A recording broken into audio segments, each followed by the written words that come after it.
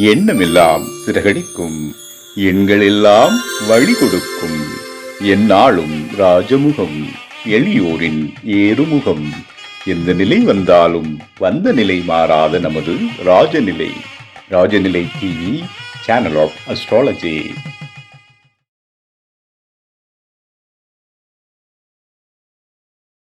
வாழ்க தமிழ், வளர்க ஜோதிடம். அனைவருக்கும் அன்பான காலை வணக்கம். இன்று பிறந்தநாள் மற்றும் திருமணநாள் கொண்டாடும் அனைவருக்கும் ராஜநிலை டிவி சார்பாக வாழ்த்துக்களை தெரிவிப்பது உங்கள் ராஜநிலை எண்கணித வித்தகர் லால்குடி செந்தில். இன்னைக்கு நிகழ்ச்சியில பஞ்சாங்க குறிப்பு, 12 ராசிக்கும் அதிர்ஷ்டமான எண்களை தெரிஞ்சுக்க போறோம். ஆவணி மாத பலன், கும்பராசியோட தொடர்ச்சி இன்னைக்கு பார்க்க போறோம். வாங்க வீடியோக்குள்ள போகலாம். தட்சிணாய காலம் பராப வருடம் ஆவணி மாதம் 5ஆம் தேதி சனிக்கிழமை, இன்று 22/8/2026. நல்ல நேரம் காலை 7:45 மணி முதல் 8:45 மணி வரை, மாலை 4:45 மணி முதல் 5:45 மணி வரை, கௌரி நல்ல நேரம் காலை 10:45 மணி முதல் 11:45 மணி வரை, இரவு 9:30 மணி முதல் 10:30 மணி வரை, ராகு காலம் காலை 9 மணி முதல் 10:30 மணி வரை, குளிகை நேரம் காலை 6 மணி முதல் 7:30 மணி வரை, யமகண்டம் மதியம் 1:30 மணி முதல் 3 மணி வரை, சூலம் கிழக்கு திசை, சூலம் கிழக்கு திசை நோக்கி போறவங்க கொஞ்சம் தயிர் சாப்பிட்டுட்டு போங்க. திதி தசமி திதி. நட்சத்திரம் கேட்டை நட்சத்திரம் மாலை 5 மணி 15 நிமிடம் வரை, பின்பு மூல நட்சத்திரம். யோகம் விஷ்கம்ப நாம யோகம். கரணம் தைத்துளை கரணம் மதியம் 2 மணி 36 நிமிடம் வரை, பின்பு கரசை கரணம். சந்திராசிரமம் பரணி நட்சத்திரம் மாலை 5 மணி 15 நிமிடம் வரை, பின்பு கிருத்திகை நட்சத்திரம். கிரக நிலவரங்கள்: மிதுன ராசியில் செவ்வாய் பகவான், கடக ராசியில் குரு பகவான், சிம்ம ராசியில் சூரிய பகவான் மற்றும் புதன் பகவான், கேது பகவான். கன்னி ராசியில் சுக்கிர பகவான், விருச்சிக ராசியில் சந்திர பகவான், கும்ப ராசியில் ராகு பகவான், மீன ராசியில் சனி பகவான். புதுசாக பார்க்கக்கூடிய நண்பர்கள் இந்த மாதிரி ஒரு பர்மனன்ட் மார்க்கர் வாங்கிக்கங்க. உங்கள் ராசி அல்லது லக்னத்துக்கு சொல்லக்கூடிய எண்ணை மணிக்கட்டில் இந்த இடத்துல எழுதிட்டு வாங்க. 100 நாளில் காரியம் வெற்றி அடையும். என்ன கோரிக்கையாக இருந்தாலும் சரி, மனதார நினச்சிட்டு எழுதுங்க. கோரிக்கையை மாற்றக்கூடாது, அந்த கோரிக்கை நிறைவேறும் வரை. ஒரு சில பேத்துக்கு 10 நாள் நடக்கும், ஒரு சில பேத்துக்கு 20 நாள், ஒரு சில பேத்துக்கு 50 நாள் நடக்கும். அதனால் காரியம் நிச்சயமாக நடக்கும். அந்த காலம்தான் அதிகமாகும். டெய்லி ஆனால் உங்கள் ராசிக்கு அல்லது லக்னத்துக்கு உண்டான எண்கள் மாறிக்கிட்டே இருக்கும். கவனமாக பார்த்து எழுதணும். ஓகேங்களா? எழுதக்கூடிய நேரம் காலை பிரம்ம முகூர்த்தத்தில் எழுதுங்க, அல்லது 6:02, 6:04, 6:06, 6:08, 6:20, 6:22, 6:33, 6:42, 6:51 இந்த டைமில் பர்டிகுலராக எழுதினா இன்னும் வெற்றி வாய்ப்பு சீக்கிரமாக கிடைக்கும். சரிங்களா? மேசராசி அல்லது மேச லக்னத்தில் பிறந்தவர்கள் இன்று பயன்படுத்தக்கூடிய அதிர்ஷ்டமான எண் 2626. ரிஷபராசி அல்லது ரிஷப லக்னத்தில் பிறந்தவர்கள் இன்று பயன்படுத்தக்கூடிய அதிர்ஷ்டமான எண் 4242. மிதுன ராசி அல்லது மிதுன லக்னத்தில் பிறந்தவர்கள் இன்று பயன்படுத்த வேண்டிய அதிர்ஷ்டமான எண் 5656. கடகராசி அல்லது கடக லக்னத்தில் பிறந்தவர்கள் இன்று பயன்படுத்தக்கூடிய அதிர்ஷ்டமான எண் 7272. சிம்ம ராசி அல்லது சிம்ம லக்னத்தில் பிறந்தவர்கள் இன்று பயன்படுத்தக்கூடிய அதிர்ஷ்டமான எண் 6666. கன்னி ராசி அல்லது கன்னி லக்னத்தில் பிறந்தவர்கள் இன்று பயன்படுத்த வேண்டிய அதிர்ஷ்டமான எண் 8888. துலா ராசி அல்லது துலா லக்னத்தில் பிறந்தவர்கள் இன்று பயன்படுத்த வேண்டிய அதிர்ஷ்டமான எண் 7474.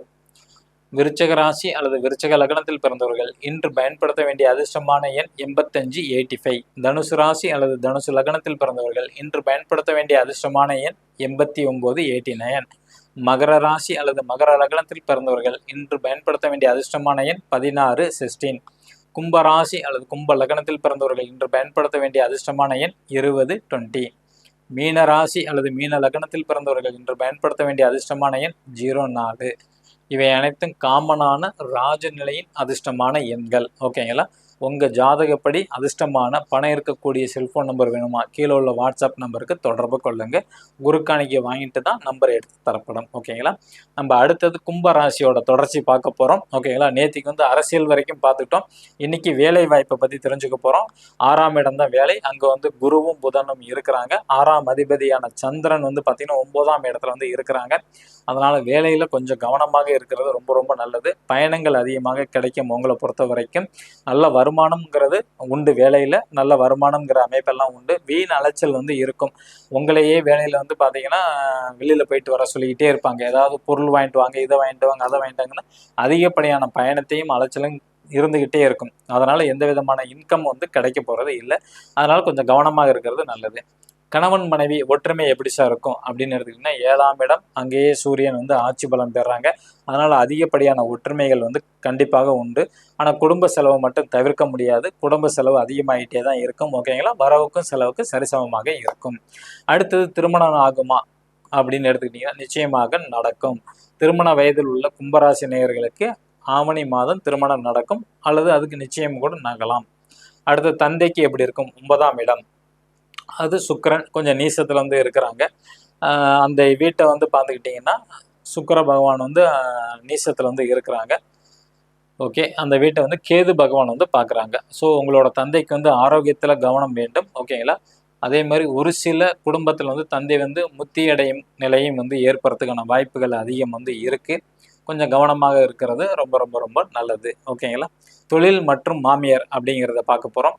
தொழிலில் வந்து கடன் மட்டும் வாங்கிடக்கூடாது. கடன் வாங்கி விரிவாக்கம் பண்ணணும்னு நினச்சிங்கன்னா சிக்கல் வந்து மாட்டிடும். ஓகேங்களா? கடனை அடைக்கவே முடியாது. ஏன்னா உங்களோட தொழில் ஸ்தானத்தை வந்து குரு பார்க்குறாரு. குரு வளர்ச்சி கிரகம். அதனால கண்டிப்பாக கடன் வளர்ந்துக்கிட்டு தான் போகும். கவனம் வேண்டும்.